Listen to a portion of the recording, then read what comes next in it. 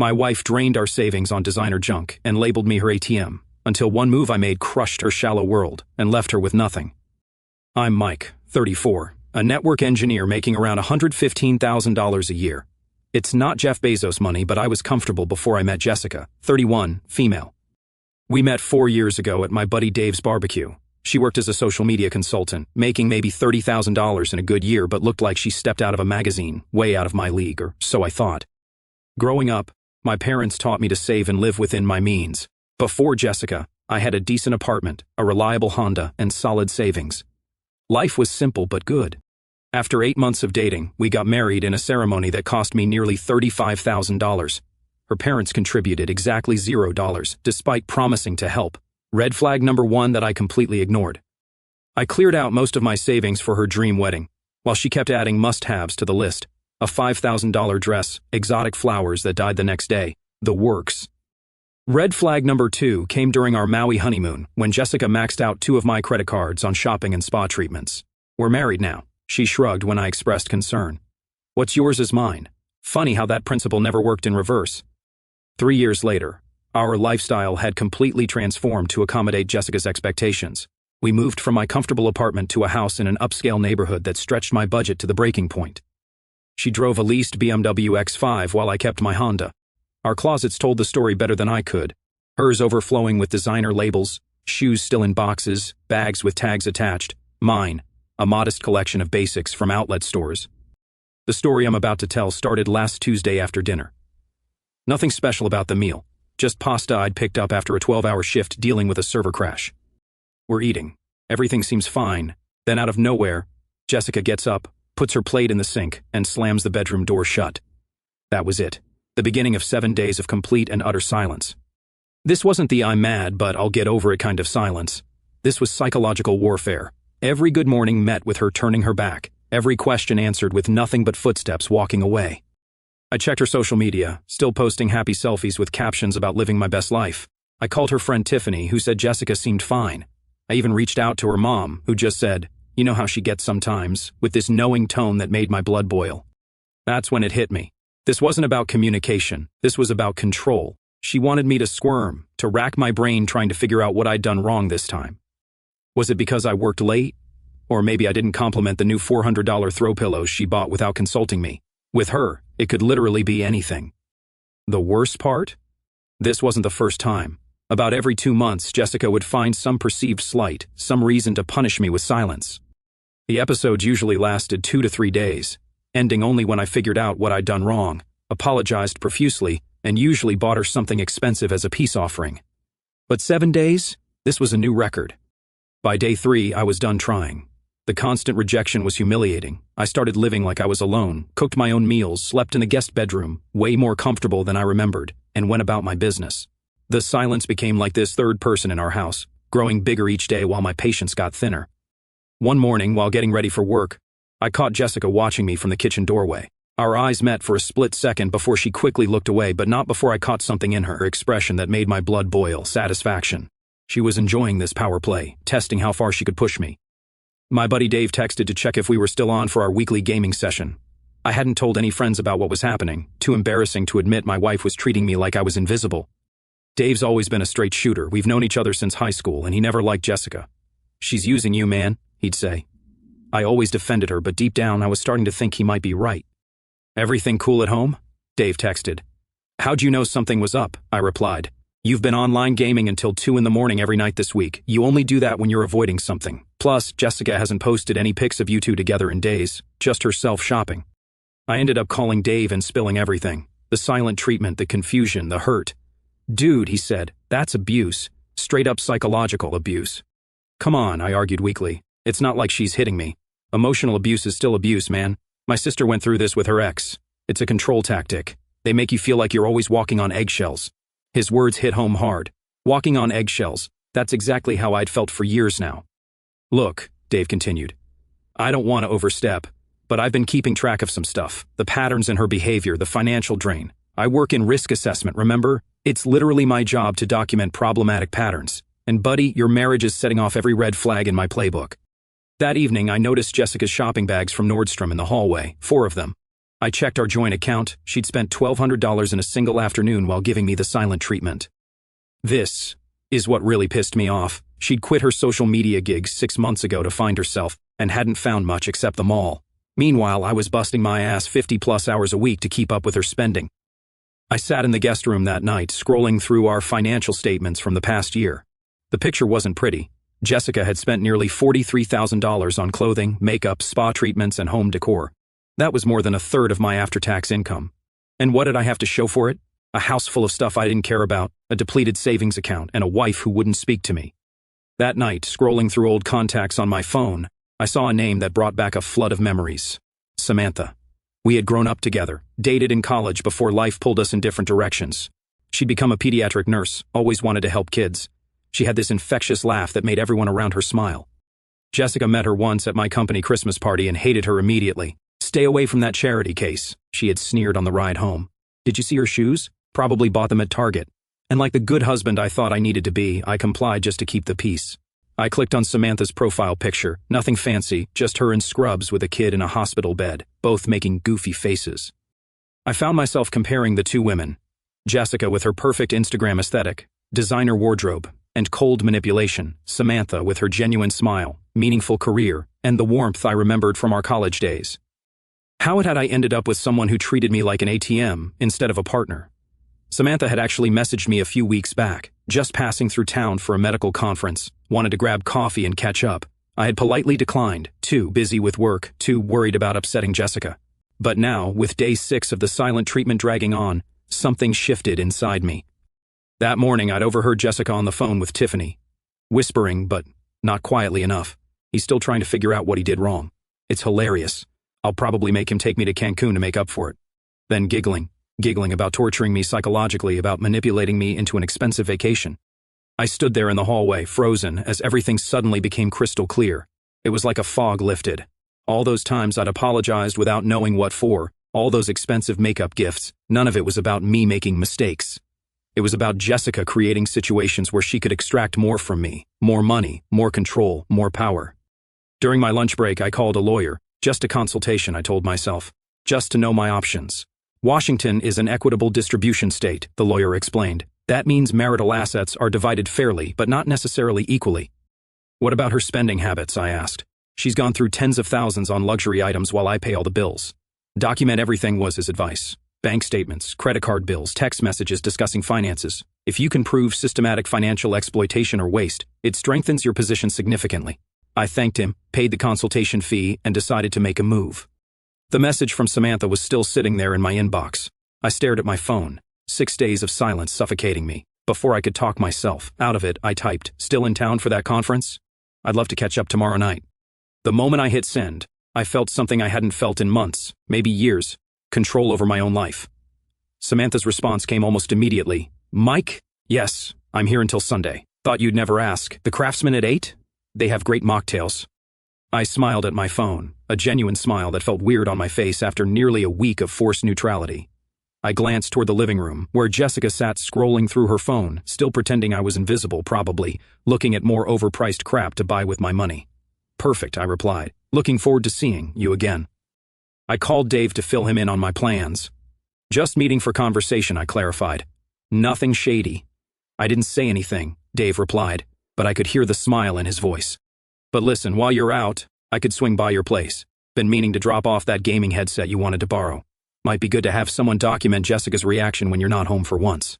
I hesitated, then agreed. Dave had a point. An objective witness to Jessica's behavior could be valuable. I gave him the code to our garage and told him about the guest house in the back where he could wait unnoticed. "One more thing," Dave said before hanging up. "Check your email. I sent you something you should see before tomorrow night." The email contained a folder with dozens of screenshots. Text conversations between Dave and Jessica that I'd never seen before. Messages where she complained about my pathetic salary. Conversations where she bragged about how easily she could manipulate me into buying her things. Even a few where she flirted with Dave, who had apparently played along just to see how far she'd go. Pretty far, it turned out. "Been collecting these for a while," Dave's note read. "Didn't want to hurt you, but you need to see who she really is." This isn't love, Mike. I went to bed that night with my mind racing, but my resolve strengthening. Tomorrow would change everything. I woke up on day 7 feeling weirdly liberated. For the first time since this silent treatment began, I wasn't bothered by it. I showered longer than usual, shaved carefully, and put on that expensive cologne Jessica had said was too much, and then bought me some generic department store crap instead. As I buttoned up my nicest shirt in front of the mirror, I caught myself smiling. Tonight wasn't going to be about Jessica's childish games anymore. It was about reclaiming my dignity. I checked our bank account again, another withdrawal, $350 at some spa. Must be nice to spend someone else's money while treating them like garbage. Before heading to work, I did something I should have done a long time ago. I transferred $25,000 from our joint savings into my personal account, just as a precaution. This represented about half of what was left after Jessica's shopping sprees and the ridiculous down payment she insisted we make on her BMW X5. The day at work was surprisingly productive, without the constant anxiety about what mood Jessica would be in when I got home. I found myself focusing better, thinking more clearly. My boss even commented on it. "You seem different today, Mike. More present." I just nodded and smiled. Personal fog lifting, I guess. Throughout the day, my phone kept buzzing with messages from Samantha. Each notification sent this rush of excitement through me.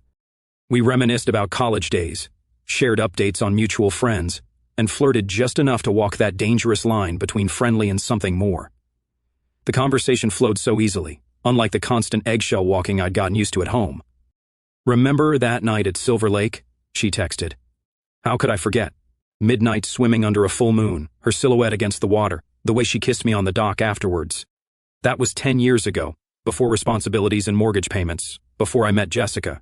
Midday, I got a text from Dave, "All set for tonight, garage code works, won't make a sound." I also received some unexpected news from my boss, the Seattle position I'd applied for months ago, a significant promotion with stock options and a $30,000 salary bump. Was mine if I wanted it. Jessica had been adamantly against it when I first mentioned it. Seattle is so dreary, she'd complained, and that's barely any more money for a lot more work. What she didn't know was that the position came with stock options that were about to vest. The company was doing well, and conservative estimates put the value around $200,000. I'd kept this detail from Jessica, something in my gut telling me to keep this card close to my chest. "I'll have my answer for you tomorrow," I told my boss, who seemed pleased. When I got home that evening, Jessica was in the kitchen, making dinner just for herself, obviously. I watched her for a moment from the doorway. The determined way she ignored my presence was almost theatrical at this point. 7 full days now, a whole week of punishment for a crime I still had no clue about committing. I walked past her to the bedroom to change clothes for my evening out. As I picked out a jacket, I heard her footsteps pause outside the door. She was watching, curious about my unexpected preparations. Typically by now, I would have been on my knees begging for forgiveness, desperate to end the silent treatment. But not today. My phone chimed with another message from Samantha. I deliberately left it unlocked on the bed while I finished getting ready, knowing Jessica could see the screen from where she stood. Samantha had sent a selfie from the restaurant. She looked stunning in a simple black dress, nothing flashy or designer, but she wore it with a confidence that Jessica's expensive outfits never achieved. The text read, "Got here early to snag us a good spot. Can't wait to see you. Like old times." When I turned around, Jessica was standing in the doorway, arms crossed tightly over her chest, wearing the $600 loungewear set she'd bought last month because it was on sale. I could see all the questions in her eyes, the tension in her jaw, but still not a single word. The silent treatment remained her weapon of choice. "Don't wait up," I said casually, walking past her with a confidence I hadn't felt in forever. The scent of my cologne lingered in the air between us. I caught a glimpse of her expression in the hallway mirror, confusion mixed with the first hints of worry. When I arrived at the Craftsman, Samantha was already there, holding court at a corner table. Her face lit up when she saw me, and she stood to embrace me, lingering just long enough to remind me of what we once shared. "You look amazing," I said truthfully. "You don't look so bad yourself," she replied, eyes taking me in appreciatively. "Though I'm surprised you actually showed up. Didn't think you had it in you anymore. Last time I saw you, you seemed, I don't know, beaten down." The slight challenge in her voice wasn't lost on me. The man she knew in college would never have tolerated being treated the way Jessica had been treating me. Somewhere along the way, I'd lost myself trying to keep an impossible peace. "People change," I said, taking a seat across from her. "Then sometimes they change back." For the next 2 hours, we talked about everything and nothing. Samantha told me about her work with sick kids, her small but cozy apartment, her plans to maybe open a wellness clinic someday. Not once did she mention designer brands or complain about not having enough stuff. It was refreshing to talk to someone who actually contributed something to the world, instead of just taking. "So, what's the real story with you and Jessica?" Samantha finally asked. "Your social media shows this perfect couple, but something's off. I can see it in your eyes." I hesitated, then found myself telling her everything: the silent treatments, the financial drain, the constant feeling that I was never quite good enough. "Mike," Samantha said gently, reaching across the table to touch my hand. "That's not a marriage. That's captivity." My phone buzzed repeatedly in my pocket. I checked it to find 5 messages from Jessica. The first communication in a week. "Where are you? Who are you with? Why aren't you answering? I need you to take me shopping tomorrow for new boots. Hello?" The entitlement in that 4th message almost made me laugh out loud. Classic. Break the silence not with an apology, but with a demand for more spending. I put the phone back in my pocket without responding. Then I did something impulsive. I took a selfie with Samantha, both of us smiling, my arm around her shoulder, her face close to mine. I posted it to my Instagram with the caption, "Reconnecting with old friends makes you realize what you've been missing." Jessica followed my Instagram religiously. "Everything okay?" Samantha asked, noticing my expression. I smiled, feeling more certain than ever about my next move. Better than okay. "But I think it's time we take this conversation somewhere else." She raised an eyebrow. "Your place?" I nodded. "Exactly my place. There's someone I think you should meet." Samantha hesitated. "Mike, if you're thinking what I think you're thinking, I'm not interested in being part of some revenge scheme against your wife." "It's not like that," I assured her. "I just need a witness. Someone who can see what I've been dealing with. Someone who knew me before, who can remind me that I'm not crazy for feeling the way I do." She studied my face for a moment, then nodded slowly. "Okay, but promise me this isn't about trying to make her jealous or hurt her. This is about you gaining clarity." "Promise," I said, and meant it. As we pulled into the driveway, I noticed all the lights were on in the house. Jessica's shadow moved behind the living room curtains. I checked my phone. 15 missed calls and 27 text messages in the past hour. The silent treatment was clearly over on her end, though I hadn't responded to a single message. "Ready for this?" Samantha asked, her expression a mixture of concern and excitement. "More than ready," I replied, turning off the engine. When we walked through the front door, Jessica was standing in the hallway, arms crossed tightly over her chest. The look of shock on her device's face when she saw Samantha beside me was absolutely priceless. Her eyes widened, lips parted, body frozen in disbelief. "Look who I ran into," I said casually, helping Samantha out of her coat. "You remember Samantha from the company Christmas party, right? The nurse with the Target shoes." Samantha raised an eyebrow at this but said nothing. The clock on the wall ticked loudly in the silence. 1 minute, 2 minutes. Jessica's eyes darted between us, calculations visibly running through her mind as she tried to process this unexpected development. 3 minutes of strained silence. Samantha smiled warmly, seemingly unaffected by the tension. "Your home is beautiful, though it seems a bit materialistic. So many brand new things." She moved toward the living room, heels clicking confidently on the hardwood floor. "Oh, is this the new Restoration Hardware collection? My hospital director just bought the same pieces. She mentioned they cost more than her first car." 5 minutes now. Jessica remained statue still, her silent treatment now less a weapon and more a paralysis. I moved to the kitchen, pulling out 3 glasses. "Water? Juice?" I called out, knowing exactly what I was doing. "Water, please," Samantha answered, examining the bookshelves now. "Oh wow, all these books look brand new. Do you actually read, Jessica?"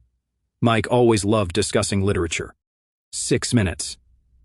Jessica followed me into the kitchen, her movements stiff. I could feel her eyes boring into my back as I filled glasses with filtered water. When I turned around, the fury in her expression was unmistakable, but still not a word. Samantha appeared in the doorway, leaning against the frame with easy confidence. "You know, I was just telling Mike about the Children's Hospital fundraiser next month. We're trying to raise money for kids with cancer. I noticed your designer handbag collection in the hallway. One of those bags could probably fund a child's entire treatment." And that was it. 6 minutes and 43 seconds to be exact. "What is she doing in our house?" Jessica's voice erupted, breaking her self-imposed silence with a volcanic force that made the water glasses vibrate. I handed Samantha a glass before answering.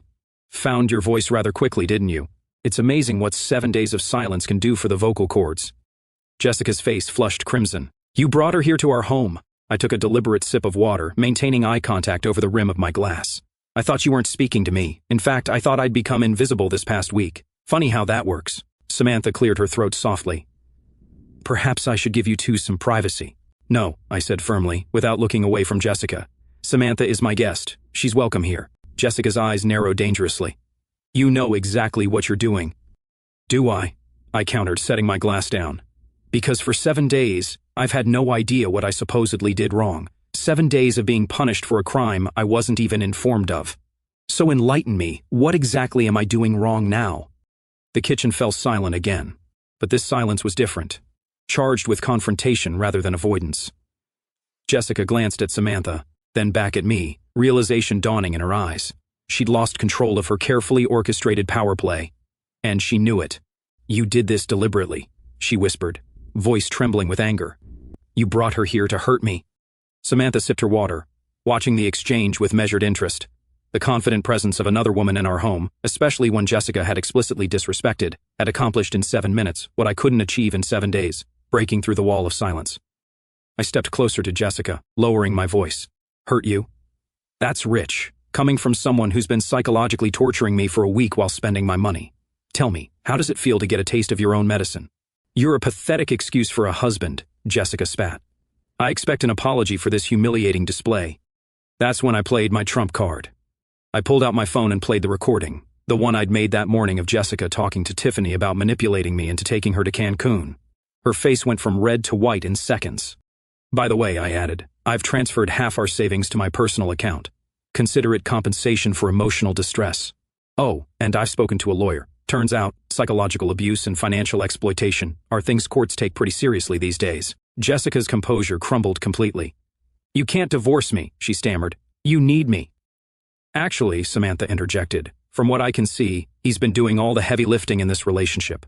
Financially, emotionally, probably in every other way too." "Stay out of this, Nurse Ratched," Jessica snarled, but there was panic in her voice now. I smiled calmly. "One more thing. I've accepted that promotion in Seattle, the one you said was beneath us because it wasn't enough of a salary bump. Turns out, it comes with stock options that just vested, worth about $200,000. Jessica's eyes widened. I could practically see the dollar signs in them.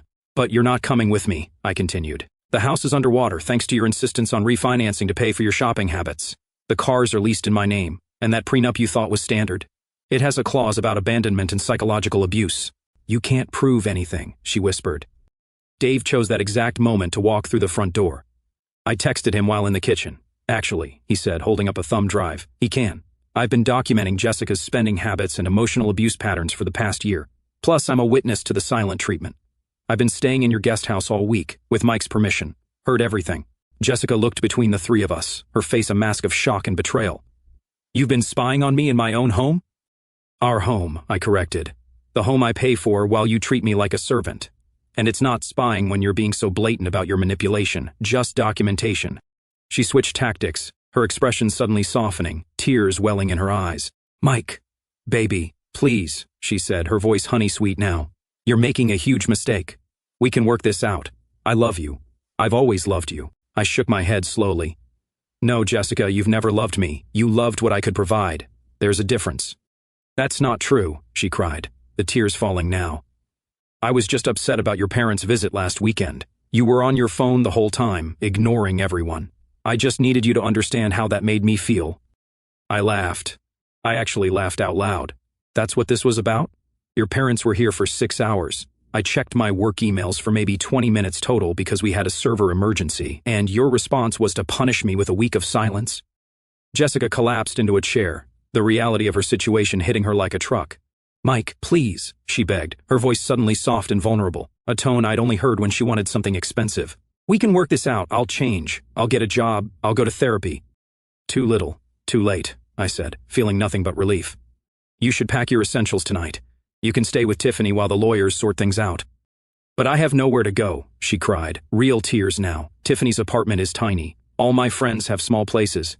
I can't live like that." "Should have thought about that before treating your husband like an ATM with a pulse," Samantha remarked. Jessica tried one last tactic, moving toward me with that seductive walk she used when she wanted to manipulate me. "Baby, remember how good we are together. No one knows how to please you like I do." I stepped back. "Actually, regarding that, thanks for faking it for 3 years. Samantha already explained that no woman actually makes those specific sounds unless she's putting on a performance." Eye-opening conversation. Jessica's jaw dropped. She looked between us, defeated and humiliated. "You have 1 hour to pack," I said calmly. "Dave will supervise to make sure you don't take anything that isn't explicitly yours. The joint credit cards have already been canceled." The next few weeks were a whirlwind. Jessica moved in with Tiffany, who kicked her out after just 10 days. She expected me to wait on her hand and foot, Tiffany later told a mutual friend. Jessica bounced between friends' couches. each stay shorter than the last as her true nature revealed itself without my financial support to cushion her entitlement. I filed for divorce with all the documentation Dave had collected. The lawyer was impressed. "Most people don't come this prepared," she said, reviewing the evidence of financial abuse and psychological manipulation. "This will significantly streamline the process." Jessica hired and fired 3 different lawyers, each one giving her increasingly bad news about her prospects. The prenup held up, especially with the documentation of her financial waste and emotional abuse. In the end, she got less than 10% of what she demanded. The promotion in Seattle became my lifeline. I sold the house at a loss, but I didn't care. Donated most of the furniture Jessica had insisted on buying, and moved with just what could fit in my Honda. The new job was challenging, but fulfilling. The kind of work I'd always wanted to do but had been talked out of pursuing by Jessica's constant demands for more income over job satisfaction. Samantha and I kept in touch. She was supportive throughout the divorce process but careful to maintain appropriate boundaries. "You need time to heal," she said wisely, "to figure out who Mike really is without Jessica's influence." She was right. I spent 6 months focusing on myself, rediscovering old hobbies, making new friends, seeing a therapist to understand how I'd fallen into such a toxic relationship. I joined a hiking group, started playing guitar again, even took a woodworking class. Slowly, the man I used to be, the one with confidence and joy and self-respect, began to re-emerge. Jessica's attempts to contact me grew increasingly desperate as her reality set in. First came the angry texts, "You'll regret this." Then the guilt trips, "I'm practically homeless because of you." And finally, the pathetic, "Please, I miss you so much. I've changed. Please give me another chance." The last I heard, she was working as a receptionist at a car dealership and sharing a 2-bedroom apartment with 2 other women. Her Instagram still showed her posing with luxury items, all borrowed or rented, according to mutual friends. The facade was cracking, though. Former friends started commenting about the inconsistencies in her lavish lifestyle posts while she complained privately about eating ramen for dinner. 8 months after moving to Seattle, I invited Samantha to visit for a weekend. She'd taken a position at Seattle Children's Hospital. A coincidence, she insisted, though I wondered. That weekend turned into regular visits, which eventually led to her relocating permanently. We're taking things slow, building a relationship based on mutual respect and genuine affection rather than manipulation and material expectations. For the first time in years, I'm with someone who values me for who I am, not what I can provide. Someone who speaks to me when she's upset, instead of using silence as a weapon. Last week, Jessica called from an unknown number. I almost didn't answer, but something told me to hear what she had to say. "Mike, please," she sobbed. "I need help. My roommates are kicking me out. I've got nowhere to go. I can't afford anything in this city on my salary. Could you just maybe help with a security deposit on a new place for old time's sake?" I let the silence hang for a moment, not as punishment, but to truly consider my response. "I'm sorry you're struggling, Jessica," I finally said, "but your housing situation isn't my responsibility anymore. I can email you some links to financial assistance programs and affordable housing options, but that's all I can do." The silence on her end was deafening. Then, in a small voice, "I really messed up, didn't I?" "Yes," I answered honestly, "you did." After we hung up, Samantha asked who had called. When I told her, she just squeezed my hand. "You're a good man, Mike. Better than most would be in your situation. Sometimes the best revenge isn't just walking away. It's reclaiming your life and finding happiness while the person who tried to destroy you watches from the sidelines, powerless to stop it." Jessica took 7 days of silence to break me down. It took me 7 minutes with Samantha to find the courage to break free. And now the prenup was solid because my lawyer included specific clauses about financial waste and emotional abuse. 2. No, I don't feel bad about how things ended. 7 years of manipulation is enough. 3. For those asking if Samantha and I are official yet, yes, as of last month. And no, I haven't heard from Jessica since that last desperate phone call, and I'm perfectly fine with that.